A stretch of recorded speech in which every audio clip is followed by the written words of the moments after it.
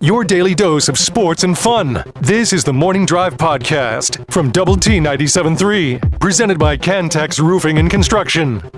I'm Mike Hebert, owner of Cantex Roofing and Construction. Every day is game day, and we'll get it right when it comes to your roofing, construction, windows, and mirrors. Call Cantex Roofing and Construction today. Together, we are one serving you. I just thought, with regard to the scorebook in the book score, that you would find all that interesting with regard to the Ranger situation and the change and all that kind of stuff. It is fascinating sometimes, and it kind of comes into controversy sometimes with really when there's a no-hitter going on, and if there's a close play, is it going to be called a hit? Is it going to be called an error?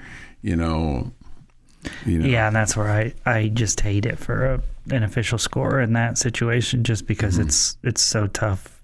You want the guy to have his history and his moment and all that. At the same time, you don't want to, You don't want to cheapen the event because he didn't earn it. Right. Yes, exactly. Right. So anyway, you always just hope it's clear-cut hit or clear-cut error, and that they don't have to make those decisions. And then,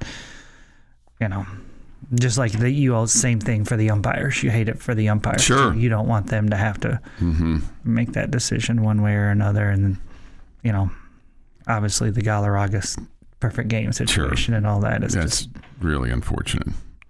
Yeah, really unfortunate. But I think one of the greatest stories in all of sports. I is yes and no. And how it ended up. Armando Galarraga, will forever be known as one of the classiest guys in the history of ever, in a way, an example of how to deal with quote unquote adversity and all the above, and how he handled himself. Man, we all could, take a look at that and use that lesson. What was quote unquote taken away from him, which, again, he may be a more household name now because it was stolen from him rather than if he had just pitched the perfect game. Pitched perfect game. He's an example of how you want to handle yourself in that kind of a situation. So it's a great story, and I don't know. I almost feel like it's better that it happened. Okay. Yeah. We're keeping track of things at DoubleTSportsNetwork.com with regard to the baseball portal, which is open now, and it stays open until the end of June. But the Red Raiders got a catcher yesterday from Kentucky, Jamie. Yeah, really, really a highly recruited guy. The number one catcher in the country coming out of high school. Last year played for Kentucky. And, was number 28 player in the class a season ago. So really, really highly thought of. He's a Kentucky legacy. He lives in Lexington. He went there and played for a year. His sister's on the volleyball team there. Both of his parents graduated from Kentucky, so a little bit surprising. Yeah, I was going to say, what flipped the switch, I wonder? He played 40 games for him last year, made 38 starts, but maybe he felt like there was a chance that he was going to split time again next year and didn't want to do that. Hit 242 with a homer and 17 runs driven in last year and limited, in those 40 games. But a guy that will be draft eligible after next season as a 21-year-old sophomore. And so my guess is that he really wanted to go somewhere where he knew he would have a chance to be the guy. Okay. Just reading stuff about him on the prospect websites and all that kind of stuff, like raw power, seems to really, right-handed hitter, seems to really fit what you want for a hitter at Dan Law Field at Rip Griffin Park. So, again, number one catcher in the country a season ago coming out of high school. So, this one, should be a guy that you can immediately plug and play, and he fills a need position because, you lost Davis Rivers to the transfer portal, even though he really didn't catch much for you last year, and then expected to see Matt Quintanar go to the draft next month. And so you're just left with A.J. Goitia at the catcher position. You want three of them. So Owen Jenkins is this young man's name. He'll be a sophomore.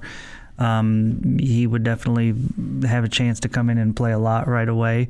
And then you also have a highly rated catcher out of high school that's been one of your it feels like he's been committed to the Red Raiders for a while. He's coming in this class as well.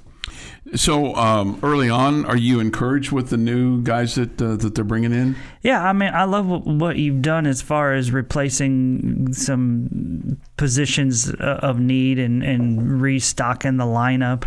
You've got a really good, I think, powerful first baseman in Caston Thompson. You've got an outfielder that's ranked as I think he was the number 32 player in the portal, and Xavier Perez, who played for Houston, who's great on offense and defensively. He's really good defensively as well. And then you've added 2 middle infielders, one from Maryland, one from South Carolina. So you've done a great job kind of restocking your offense. Problem is you're the importance of doing the same with your pitching staff. Sure. and improving in your pitching staff. And so that's kind of what you're leaning on here and what you're looking for. And I think the young man that you got from McLennan last week and Carson Bailey, it's 50-50 whether you're going to be able to keep him, because he's thought to be a possible second or third round pick. If he gets second or third, then he's gone, right? I don't know it. I mean, he knew that when he came here, okay. And I think that you had to make it worth his while and all that good stuff. Uh-huh. And I think you've attempted to do that. And I think he feels like that if he pitches another year of college ball, and he missed most of last year with a knee injury, got hurt in early March. And I think the thought is if he's a third round pick or something this year, if he pitches well, he would be a first round pick next year. Okay. And that would be a massive increase in signing bonus. Millions. Okay. So he's got a reason to be here. He's got a reason to be here. Right. Absolutely. And this was a guy that was really good as a freshman for Baylor and then went to McLennan last year and is, now committed to the Red Raiders. But it all depends on what the team's going to offer him and how high he gets drafted, all that good stuff. But he's one of the top JUCO pitchers in the country. So if you have him, you have a legitimate Friday night guy. So let me ask you this. Has the narrative kind of changed for baseball a little bit because you're able to offer all the scholarships and maybe you're able to offer some guys more money than you would have previously been able to do, or is it just... I think there's a little bit more money available this year. I think the scholarships probably help some. Mm-hmm. When you're talking about the kind of guys that we're talking about, I don't think the scholarship was the only thing. Yeah, no. Yeah, I mean, I don't think you would have got these guys with just the scholarship. Yeah, but I guess what I wondered was, because you've got all the scholarships, now you've got a pool of money, you can kind of maybe pay some other guys a little bit more, whereas previously you may not have been able to do that. Yeah, I don't know if the two things correlate together. Okay. This is the Morning Drive Podcast from Double T 97.3, presented by Cantex Roofing and Construction. 6 with this day in sports history. Here is Jeff McGuire. Let us start in 1943. Player-manager Joe Cornyn of the Red Sox calls his own number and hits 2 3-run pinch hit home runs. I bet he got to keep his job that day. Well, so one is a pinch hit. The other one is he's still in the lineup. Well, if he was still batting, I mean, if they batted around, it would still be technically a pinch hit, wouldn't it? I don't know. The second one? I'll defer to our official score here. He pinch hit. He hit 2 pinch hit home runs in the same game. Wouldn't you have to bat around in the inning to do that? I don't think the second one is considered a pinch hit. Yeah, that's my point. Because you're now in the game at that position. But you don't know what position because they haven't gone on defense yet. Well, it doesn't matter. I mean, still, he's in the lineup at that point. Yeah, fair enough. You don't know what position. That's fine. But still, he's in the lineup. He hit in somebody's spot. Right. You can make the assumption, well, he's the DH or he's the left fielder or whatever. Yeah. I don't think you can have 2 pinch hits in one game. I don't either. Is it written that way? It is written that way. Nah, these people. These people. It's probably written by the North Carolina Baseball SID. Probably so. Something that didn't need a whole lot of review. 1960, Ted Williams hits his 500th career home run. 1978, Bob Gurdy sets a Yankees record with 18 strikeouts. Okay, clarification on the pinch hit. It was 2 pinch hit home runs, but it was a doubleheader. He put himself in to pinch hit in both games of a doubleheader and hit a home run each time. Those are 2 pinch hit home runs. Those are 2 pinch hit home runs. Mm-hmm.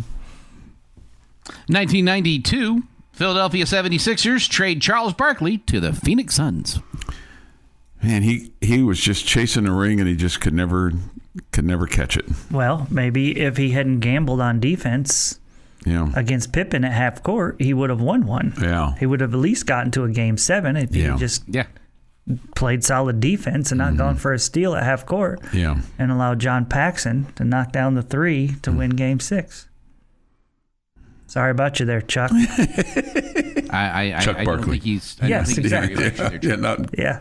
Chuck Heinz. Yeah, whenever I hear people say, oh, that's the guy that deserved a ring. And I loved Barkley as a player. I really did.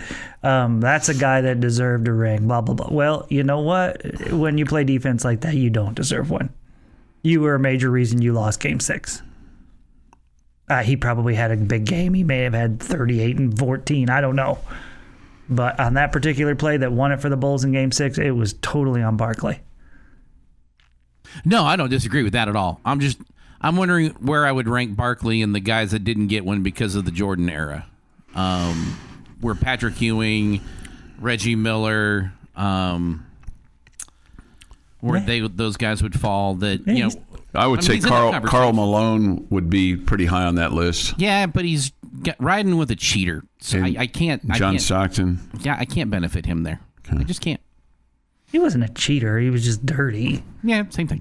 So was Malone, though. 2011. Former Red Raider Josh Tomlin delivers a 6 2/3 6-hit gem, giving up 1 run in a 5-1 Indian win over the Pirates. It is Eat Your Vegetables Day. Also, Apple Strudel Day. So, had some apple strudel and then a carrot or something. Happy birthday, former Red Raider pitcher Mason Montgomery today, 26. Okay. Venus Williams is 46, Will Forte 56, Barry Manilow is 83, Greg Kinnear 63, and Amari Cooper is 32. And on this day, who's Cooper with now? Browns, maybe? Good question. Can't remember. Amari Cooper? Yes. Yeah. I think he's with the Browns. Okay. I think you're right. On this day in 1994, you could have been trying to watch the NBA Finals with the Rockets and the Knicks. Mm-hmm. You could have. But instead, you're watching, with viewers across the country, a fleet. I don't even know how many there were. Millions, it felt like. Black and white police cars pursuing a white Ford Bronco along Interstate 405 in Los Angeles, California. Inside that Bronco, O.J. Simpson, former professional football player, actor, and sports commentator, whom police suspected of involvement in the recent murders of his former wife, Nicole Brown Simpson, and friend, Ronald Goldman. They were doing 15 miles an hour down the interstate. I'm just saying he should have been arrested for that alone. And that is a Stan Sports history. Well, and just the 30 for 30 on this day with regard to the World Cup going on, the NBA Finals, and then the OJ deal. And when Gil Garcetti, the then district attorney for the city of or the county of Los Angeles, said O.J. Simpson is a felony, is a fugitive at large. We don't know where he is. I mean, that was just crazy. Just absolutely crazy. And we weren't married yet at the time, but man, we, like everybody else, ordered pizza. and watch that mess. I didn't. I was trying to watch an NBA game because the Houston Rockets were playing the New York Knicks. Man, just the whole thing just crazy. Just crazy.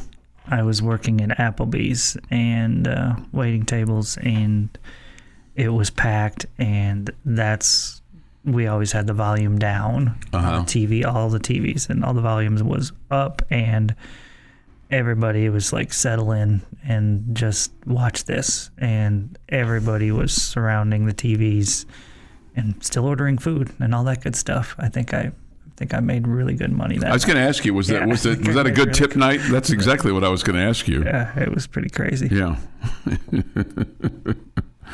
It was probably the most frustrated I was up to that point because of a sporting event. Because I was trying to watch the sporting event, and I had it was the picture-in-picture. Sure. Well, we're watching a Bronco drive down the street at 15 miles an hour with like 100 cop cars behind him. Mm-hmm. That didn't change. That's just what it looked like. We could be watching the basketball game where there was action with the OJ thing in the right-hand corner. But no, we've got to watch this stupid white Bronco drive 15 miles an hour down the interstate. Yeah. I'm still mad. I couldn't tell. Update on Amari Cooper. He is now with the Las Vegas Raiders. Yeah, I heard that he signed there last year, but then retired after 1 week. Oh, okay. Well, yeah, I think the last time he played was for Buffalo in 2024. Okay. All right. Yeah, did sign a deal with the Raiders, but a week later retired. Okay. Yeah. All right, so there you go. So technically he's out. Property of the Raiders, I guess. Yeah. He lost his passion for football and struggled to physically ramp up his conditioning to a game-ready level. Okay. Yeah. 32, man. He's just sitting around eating ho-hos. Did you have ho-hos as a kid growing up, or were you a ho-ho guy or a ding-dong guy? Neither, really. Neither? I think I've had both, but I wouldn't. Okay. Wasn't a staple of your lunchbox? No, I wouldn't say so. Okay. I wouldn't say so. Okay. Yeah. Okay. I bet we can guess which you were. Kind of flip-flop between a ho-ho and a ding-dong. I would have pegged you for a Susie Q kind of guy. No. I'm kind of a little bit. It was always a treat, though. I mean, it wasn't all the time. It was always a special treat if you got a ho-ho or a ding-dong in your sack lunch to go to school. Your daily dose of sports and fun. This is the Morning Drive Podcast from Double T 97.3, presented by Cantex Roofing and Construction. Spending a part of your morning with us this morning on the Morning Drive. If you're on vacay and you want to share where you are, you can on the Yates Flooring Center chat line. Go to the Double T 97.3 mobile app. It is presented by Happy State Bank. Visual Edge IT hotline at 2 is open, 806-771-0973. 0973. Okay. So if you've got, or if you've been on a journey and you want to share where you've been, you can do that as well. So if you've been someplace cool, you can as well. We get this. The 9D was kind of cool. Yeah, like, where do I find D on my phone? See, I'm more worried people are not going to think it's 9073. 771-0973. NINETY. 9073. Okay? We've created a monster. Let's see here. Resident Aggie said, with regard to Will Hammond, let's just hope it's not a misstep in slides. Yeah. You know, hey, I'm not wearing the slides anymore. But you know, I still have my flip flops. So I had a little bit of misfortune with the flip flops a few weeks ago that I didn't share with you guys. I may share that with you. I was seems like a good time as any. I was moving some statuary back into the backyard. We'd had some work done, and the lucky lady has these nice statues from her parents' yard back in the day that we brought with us when we sold their house. And you know, I've always been very careful with these things, and because they're treasures, right? And but you've told us before that you've broken them. Well, I broke a foot on one deal, and I fixed it. Okay. Don't you hate when I remember things? No, not really. I mean, it's okay because, and then I got busted because she tried to cover it up. Well, I didn't try to cover it up. I just didn't reveal it. She looked down and she saw. She said, "What happened? What happened to his foot?" I said, "Oh, I knocked it off. It's concrete, and sometimes when you have stuff that sets out in the sun, it gets deteriorated and just." I said, "But the Gorilla Glue, put it back together." So I was moving this. I was tired. I was almost done. I was moving this one on a two-wheeler, and I stubbed my toe as I was lifting it, and it caused me to put down the statue a little bit harder than I wanted it to, and the whole thing broke off the base. Mm-hmm. And I might have said something. I might have said something out loud, really loud, and she heard me, which was a problem because then I couldn't cover it up. I couldn't fix it before she found out. Mm-hmm. Okay. Not that I would cover it up because that would be deceitful. Mm. And so we had a little discussion there because she just wanted me to throw it away, and I'm like, no, I can fix it, and so I fixed it, and you can tell that but I mean you have to look really closely. You have to kind of know what you're looking for, but it's been repaired. I mean, it's not like Michelangelo looking like like if somebody goes in and breaks off something off of one of Michelangelo's things, but. It's better, but it was because I stubbed my toe in my flip flops and it jostled me and I dropped it. It just a couple of inches, and it's just like, man, this thing is really fragile for it all to just kind of come off the base like that. All four legs are all like. I think it's two legs. Yeah, it was definitely the fault of that thing, not you. It was not. It was my fault. It was fragile. I mean, it wasn't put together very well. It was my fault. That could have killed you, Chuck. It was my fault. Yeah. I dropped it. I'm the one that dropped it. But then I went and got some new Gorilla Glue and this. Cameron, use construction caulk next time.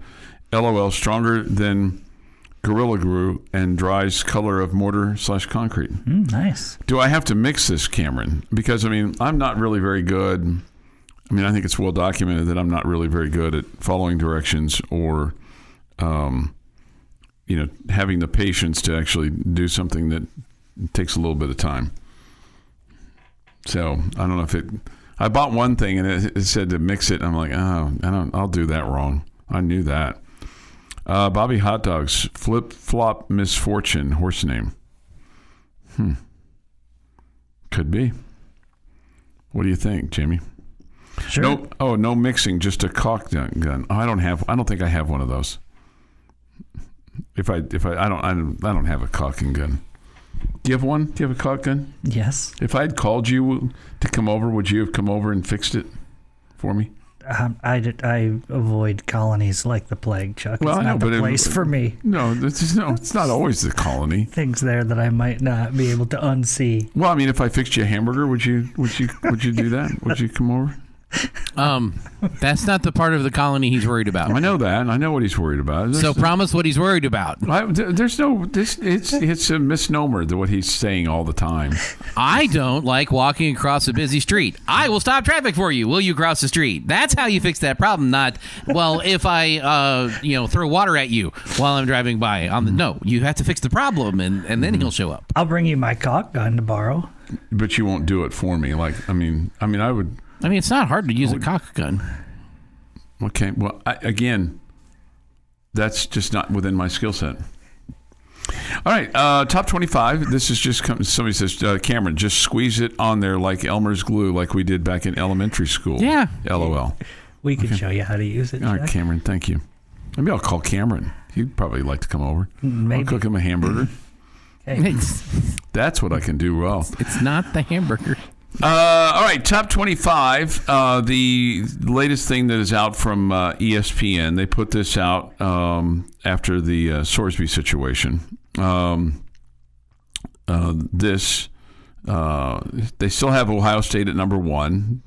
They have Oregon at number 2, Georgia at number 3, Notre Dame at 4, Texas at 5. Then rounding out the top 10, it's Indiana, Miami, Ole Miss, Texas A&M, and LSU. Previously, the Red Raiders were ranked 8th. Where do you think that ESPN has them now? 13th. 11th. Okay, 11th. Here's what they say for the 2026 outlook. Even without Brendan Sorsby under center, the Red Raiders must be considered the favorites to repeat as Big 12 champions. If Will Hammond returns from a torn ACL in his right knee, Hammond flashed plenty of potential before he was hurt in a 42-0 rout of Oklahoma State. Completed 63% of his passes, 680 yards, 7 touchdowns, 3 interceptions, ran for 299, 5 scores, was one of the top dual-threat quarterbacks in Texas during his 4-year career at Hutto. Sometimes we forget how good he was in high school. And then they go on to say, and I think this is true because this is what Joey McGuire said, if Hammond hadn't gotten hurt, the Red Raiders wouldn't have brought in Sorsby. The article says might not have. Well, but I mean, but the Do article. you believe that? I don't believe that. You don't believe that? Okay. Then again, I'm on record as saying anytime the coach is talking about a quarterback, I agree with you, Jamie. I think they still would have brought him in. Me too. Because he was the number 1 quarterback, and quarterback play was a problem last year when it got to postseason. But it does say might have not brought him in. But I agree with Jamie that they would have brought him in. So anyway, they have us as 11th, ahead of BYU, which is 12th. The Morning Drive podcast from Double T 97.3 is presented by Cantex Roofing and Construction. Jamie's question of the day on Double T 97.3 is brought to you by Connecticut of West Texas. I always feel like we as sports fans are silly when we title these polls way too early or, the too early top 25 or whatever. Because if we're interested, it's not too early. Yeah. If it was truly too early, we would just ignore it, right? Yeah. But we don't. We're interested. I am. Yeah. I see those polls. I'm like, oh yeah, where do they have the Red Raiders, or who else in the Big 12 is going to be good this year? I don't ever find them if they're too early, you would just skip over it. Okay. I think the too early moniker is used as there is so much time between now and then that all of this could completely change. So I'm covering my bases. How about this? A preview of what they think the Big 12 will look like for the coming year. How does that sound? Is that better? Sure. All of it could change, Jeff. I don't know that that's fair. I mean, you're going to trade rosters with somebody? The one that comes right after the NCAA tournament? Yes. You could. Okay. All right. This is definitely not too early. Okay. My question for you today does involve Red Raider football, and my question for you is, this can be positive, this can be negative, this is wide open. Okay. What are you anxious to see with this Red Raider football team? It could be anything. Players, this could be style of offense, it could be position group. What are you anxious to see? Man, that's it's interesting you say that because like 2 years ago we had the South End Zone that would have said, what are you anxious to see? Fair enough. I would have said, I'm anxious to see the South End Zone. Yeah. They don't have anything new over there this year? Surely they did something new. I haven't seen the new things on the concession stand list. Well, there you go. New concession stand items. Haven't seen that. I mean, they got I don't know more of the new double T's around and took away some of the old ones. I would think so, right? I would think so. I would think we'll have the the flat double T everywhere. So that'll be cool. Was it? I'm seriously asking. Was it not that way last year? We still had some of the old ones around. Yeah, the beveled. Yeah, makes sense. Yeah, I'm curious because and then they expanded the scoreboard too a little bit last year. So I mean we had that. So all the frivolities that you would think that I would normally be drawn to, it's kind of the same old stuff, you know. So now I have to focus on the field. I think I'm anxious to see what the defense looks like. Because last year it was so going into it. This time last year, it was so ballyhooed with all the additions that you brought in, and you felt like the defensive line was going to be able to put pressure on the quarterback with all the guys that you brought in, and the linebackers, you felt like were going to be able to stop the run, and you were probably a little concerned about the secondary maybe. But with all the pressure you were going to put on the quarterback and everything like that, it felt like the defense was a definite strength. So I'm curious as to how potent your defense will be this year when you compare it to last year. Okay. Give me the wording for the questioning. I want to make sure I'm pointing in the right direction here. What am I looking? What am I anxious to see? Anxious to see. Okay. I'm anxious to see how your 3-headed running back monster is gonna play out, and if it can stay healthy. And I say that only because you had a massive injury last year that changed it from a 3-headed monster to a 2-headed monster. Going into last year, I was very much thinking it was a 1-headed monster with some really nice pieces afterwards. And what we saw at the end of the year was, no, it really could have been a 3-headed monster. I'm interested to see how that's going to play out. I'm anxious to see the play calling and how it's used going forward to maybe alleviate some problems that you may have in the quarterback play or some worries in the quarterback play. Because there's nothing a quarterback loves more than a 3-headed monster running game. You think? Turn around and hand the ball, let somebody else get hit? Yeah, I think quarterbacks, I think they want to sling it, man. I think they want somebody to run. Hey, Johnny, you run down there, and I'm going to throw it to you. I don't see quarterbacks being excited about handing it off to somebody. I think they want to show off their stuff, man. They want to show off their arm and their velocity and how far they can sling that thing and how pretty a ball that spiral goes through the air. I think it's 6 of one, half dozen the other, to be completely honest with you. I think quarterbacks want a good running game to take pressure off of them, and so defenses can't just pin their ears back and go after the quarterback. I think you could probably say one of the quarterbacks love nothing more than to have a dominant offensive line so they know they're not going to get hurt. The big fellas up front. Or you could also say they absolutely love nothing more than to have great receivers that can make big plays and all those things. I think you're both kind of right in that regard. I also wonder why there are never any 2-headed monsters. There are only 3-headed monsters. Yeah. Why is that, Jeff? You had a 2-headed monster last year. Okay. But you don't ever really say Nobody that. Nobody ever says 2-headed monster. They say 3-headed monster. That's a 3-headed monster. Yeah. Okay, back to serious. This is somewhat serious and somewhat joking, okay?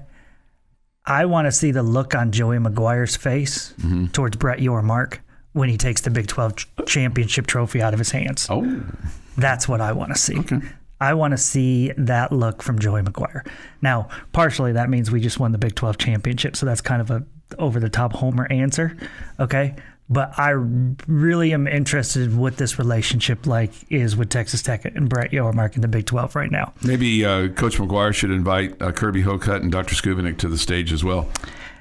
On the flip side, if I'm just talking really about the game and not that, the wide receiver position is really intriguing to me because I just don't know what we have. I think we have a great tight end. I think we have solid receivers. I don't know if we have, I think Terrence Carter is a dude. I don't know what we have. I think we've brought in some solid pieces. I'm anxious to see what that turns into this year. I also think you bring back some good pieces. Yeah. So I think it could be a really good group. I'm just anxious to see it. And as somebody points out on the chat line, Micah Hudson too, in that factor. Yep. Yeah. And Leighton Stone. Yeah. Hopefully he can be healthy. Okay. The Morning Drive podcast from Double T 97.3 is presented by Cantex Roofing and Construction.